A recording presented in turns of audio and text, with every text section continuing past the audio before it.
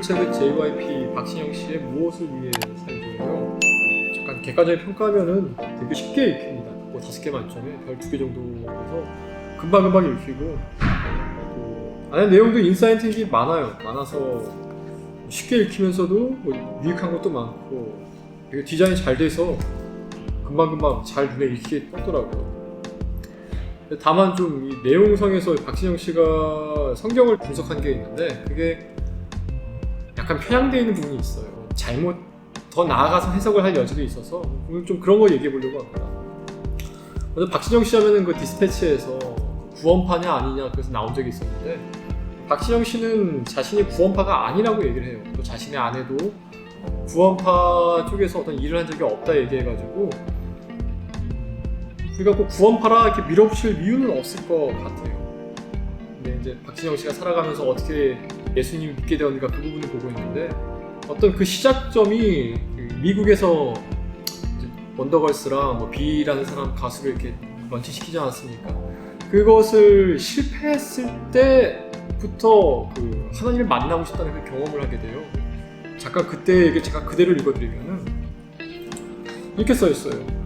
생각해보니 운이라는 것이 인생에서 너무 큰 비중을 차지하고 있었다. 그제야 나는 내가 그때까지 거둔 성공도 운이 따라주었기 때문이라는 걸 깨달았다.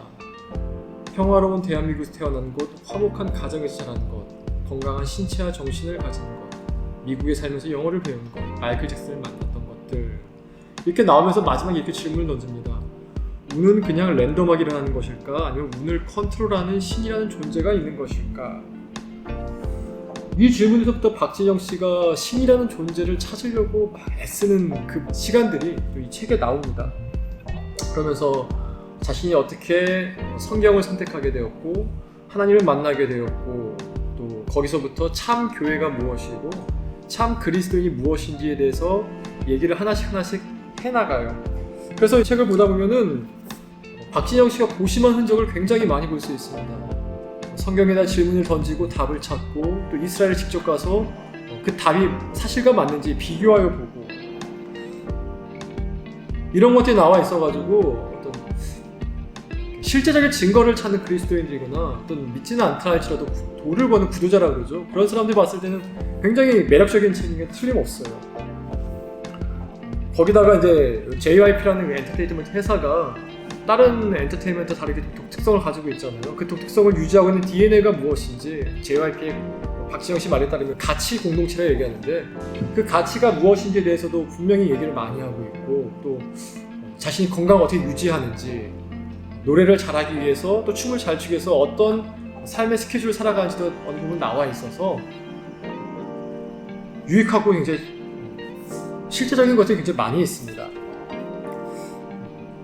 몇 가지는 좋은 점이었고, 근데 여기서 이제 좀 문제가 되는 점을 얘기해 본다면은, 박진영 씨가 자신이 구원을 받았다는 그 증거를 얘기할 때 박진영 씨가 얘기하는 게, 나에게는 내가 의지로 믿는 믿음 플러스로 하늘로부터 내가 용서받았다는 믿음이 주어지게 되었다.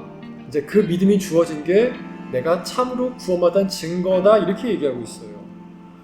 여기까지는 괜찮은데 더 나가서 무슨 얘기를 하냐면은, 이렇게 구원받은 사람들 가운데서도 실망스러운 삶을 살아가는 사람들 충분히 있을 수 있다라고 얘기하는 부분이에요. 그것도 동의하죠. 그러나 그들의 구원을 얘기할 때도 뭐라 얘기하냐면은,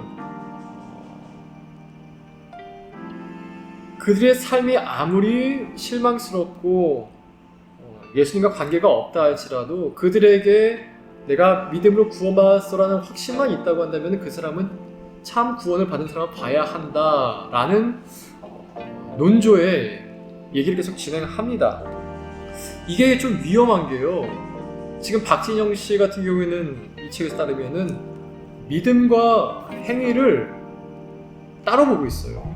믿음은 믿음이고 행위는 행위고 이렇게 보고 있어요.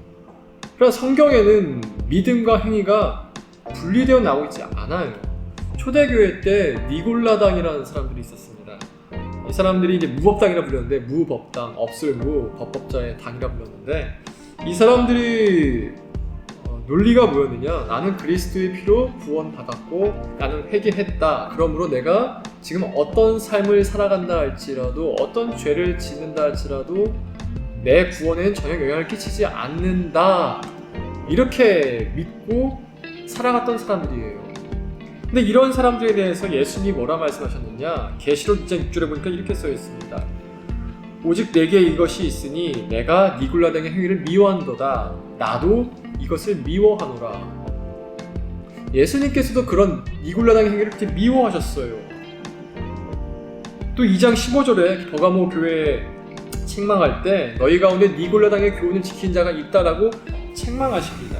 즉, 내 안에 구원의 확신은 있으나 내 삶에서 어떤 구원의 증거가 나오지 않는 사람들에게 말씀하시는 예수님의 의미는 이것이에요. 사실 너는 나를 믿지 않는다.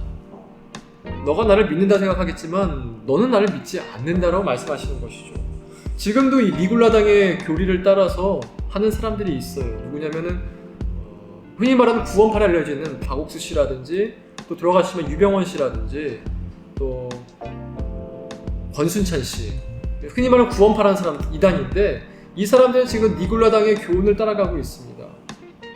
믿음과 행위를 분리시켜서 내가 믿음이 있기 때문에 내 삶에서 어떠한 점이 나온다 할지라도 그것은 내 구원에 영향을 끼치지 못한다는 것이죠. 구원파가 아니라고 얘기를 하는데, 이 책에 나오는 박진영 씨의 구원관을 보면은 구원파의 흔적이 다분히 남아 있어요.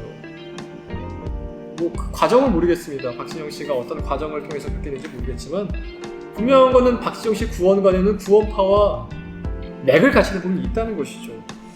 더 나아가서 박진영 씨가 이 책에서 한 가지 질문했다는 게, 바울이 함께 사역했던 사람 중에 대마라는 사람이 있었거든요. 그 대마가 나중에는 세상을 사랑해서 바울 떠났다라고 디모데후서에 얘기하고 있습니다. 이 대마를 향하여서 박지영 씨가 물어보는 게, 이 대마가 구원받지 못했겠느냐? 구원받지도 못한 사람과 바울이 과연 사역을 같이 했겠느냐? 그가 아무리 세상을 사랑해서 바울 떠났다 할지라도 그는 구원받았으면 틀림없다라고 얘기하는데, 그거는 잘못된 질문이에요. 왜냐하면 예수님께서 이 땅에 계실 때 제자들이 12명이 있었는데 그 중에 한 명은 구원받지 못했거든요. 다른 유대는 예수님과 함께 사역을 했죠. 예수님의 가르침을 들었고 성령 충만했고 귀신까지 내쫓은 사람이었어요. 그러나 그가 마지막에 예수님을 돈 때문에 부인합니다. 예수님을 떠나갔어요.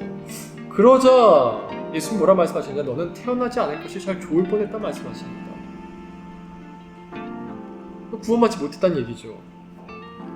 성경은 여러 군데에서 믿음과 행위를 하나로 엮이고 있어요. 대표적인 구절이 마태복음 7장 21절인데, 나더러 주여 주여 하는 자가 천국에 갈 것이 아니요 오직 하늘에 계신 내 아버지의 뜻대로 행하는 자라야 천국에 갈 것이다. 이 아버지 뜻대로 행하는 자라야 대신에 믿음을 얻어 동일합니다. 왜? 믿음으로 구원받기 때문에 그렇죠. 그래서 성경은요, 믿음과 행위를 분리시키지 않아요. 우리가 행위로 구원받지 않습니다. 그러나 믿는다면은 반드시 그 믿음이 행위라는 열매로 나오게 돼 있다는 것이에요. 예수님 이렇게 말씀하시죠. 그 열매로 나무를 안다고. 더 나아가서 이 박진영 씨는 이 믿음은 하늘에서부터 오는 거기 때문에 눈에 보이지 않는다고 얘기하는데, 성경은 또 그렇게 얘기하지 않아요. 성경은 믿음이 눈에 보인다고 얘기합니다. 마태복음 8장에 보면은 한 109장이 나오는데, 백부장이 자신이 하인이 죽게 되어서 예수님 찾아오죠. 찾아오고 나서 예수님이 그를 구원하려고 하는 그 순간 백부장이 됐습니다. 어시됩니다. 이렇게 얘기하죠. 그때 백부장을 향해 예수님이 뭐라 말씀하시느냐? 이렇게 얘기해요. 그에게 구원받을 만한 믿음이 있는 것을 보시고 믿음이 눈에 보인다는 얘기죠. 또 사도행전 14장 9절에 보면은 바울이 말하는 걸 들은 한 사람에게 바울이 이렇게 얘기합니다. 그에게 구원받을 만한 믿음이 있는 것을 보고. 믿음은 눈에 보이는 것이에요. 믿음이 눈에 안 보이지 않습니다. 제 눈에도 보이고 여러분 눈에도 보이고 하나님도 당연히 보이죠. 결론을 내자면은 이 책은 박진영 씨가 이제 하나님을 만나가는 과정 중에 쓰여진 책으로 보여요.